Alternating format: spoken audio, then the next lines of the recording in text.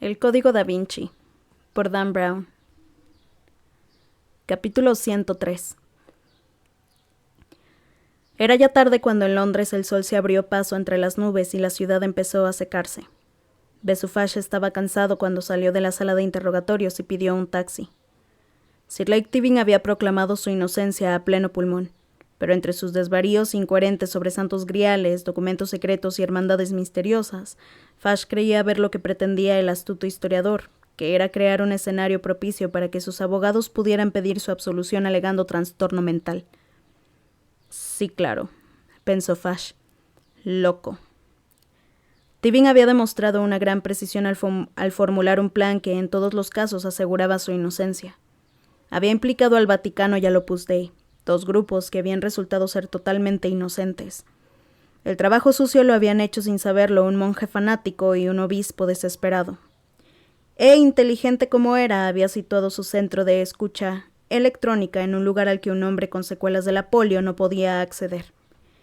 El espionaje así lo había efectuado su mayordomo, Remy, la única persona conocedora de su verdadera identidad, muerto convenientemente a causa de una reacción alérgica. No puede decirse que se trata del plan de una persona con las facultades mentales perturbadas.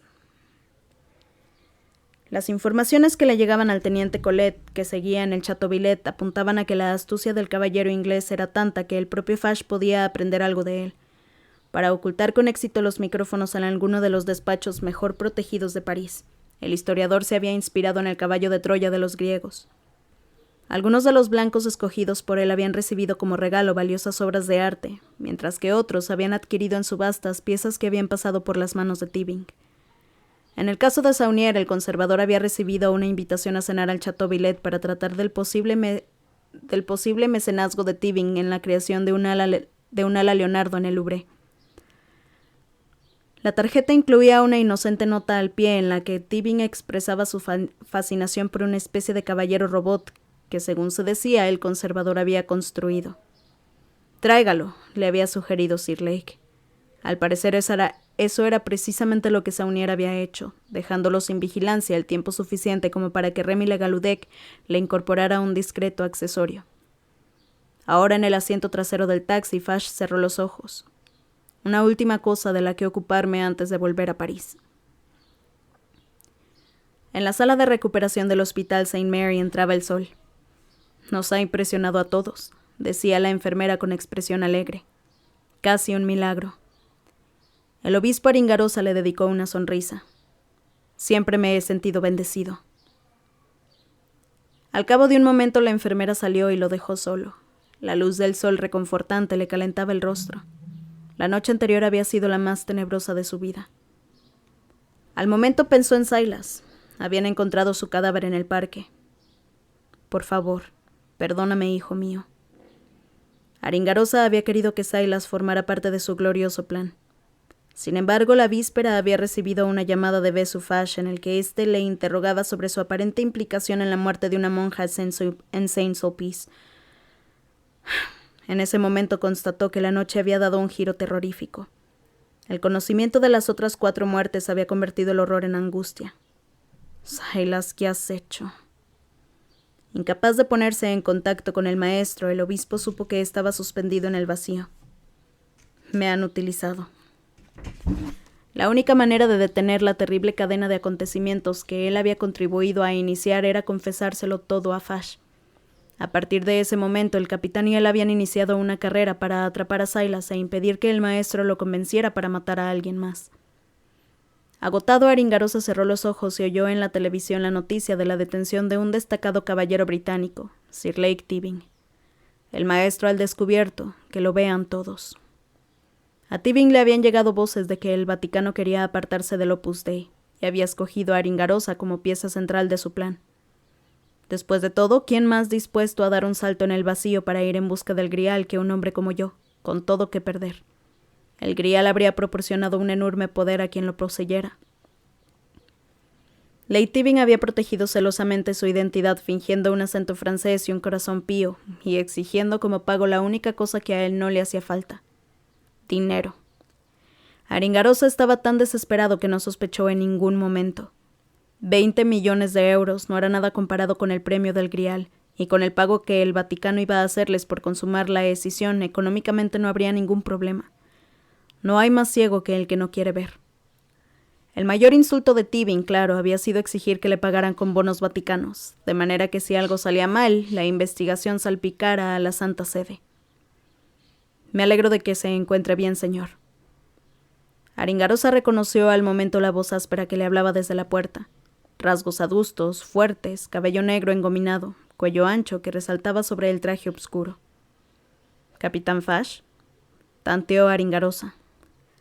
La compasión y la preocupación que el capitán había demostrado ante su llamada de auxilio la noche anterior le habían hecho imaginar un físico más en consonancia.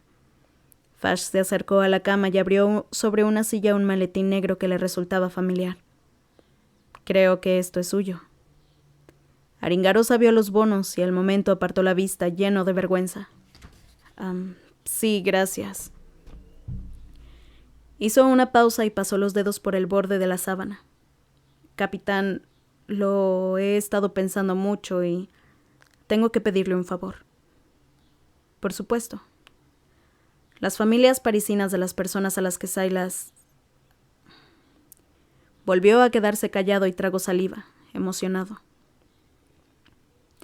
Me doy cuenta de que no hay ninguna cantidad de dinero que pueda compensar la pérdida, pero si fuera usted tan amable de repartir el contenido de ese maletín entre los familiares de los difuntos. Los ojos negros de Fash lo escrutaron durante unos instantes. «Un gesto que le honra, señor. Me encargaré de que sus deseos se cumplan». Entre ellos se hizo un denso silencio. En el televisor, un delgado policía francés estaba ofreciendo una rueda de prensa en el exterior de una gran mansión. Al ver quién era, Fash prestó atención a la pantalla. «Teniente Colette», preguntaba a una periodista de la BBC en tono acusador. «Anoche su superior acusó públicamente de asesinato a 2 personas inocentes. ¿Van a emprender Robert Landon y Sophie Nouveau acciones contra su departamento? ¿Le va a costar este asunto el cargo al capitán Fash?» La sonrisa serena del teniente denotaba cansancio. «Por la experiencia que tengo, el capitán Besu Fash rara vez comete errores. Todavía no he tenido ocasión de hablar con él sobre el particular, pero conozco su manera de proceder, y sospecho que su búsqueda pública de la agente Nouveau y del señor Landon formaba parte de un plan para desenmascarar al verdadero asesino». Los periodistas intercambiaron miradas de asombro. Colette prosiguió. «Desconozco si esas 2 personas han participado deliberadamente en el engaño. El capitán Fash es bastante reservado en lo que a sus métodos se refiere.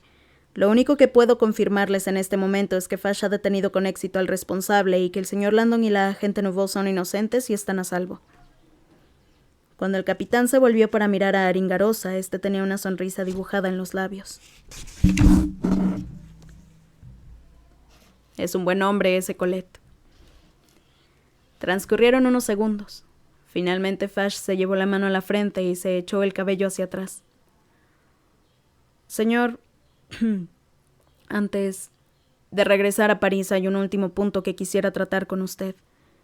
Su repentino cambio de destino y su aterrizaje en Londres. Sobornó al piloto para cambiar de rumbo. Al hacerlo, quebrantó usted varias leyes internacionales». Aringarosa se desmoronó. Estaba desesperado. «Sí, igual que el piloto cuando lo hemos interrogado».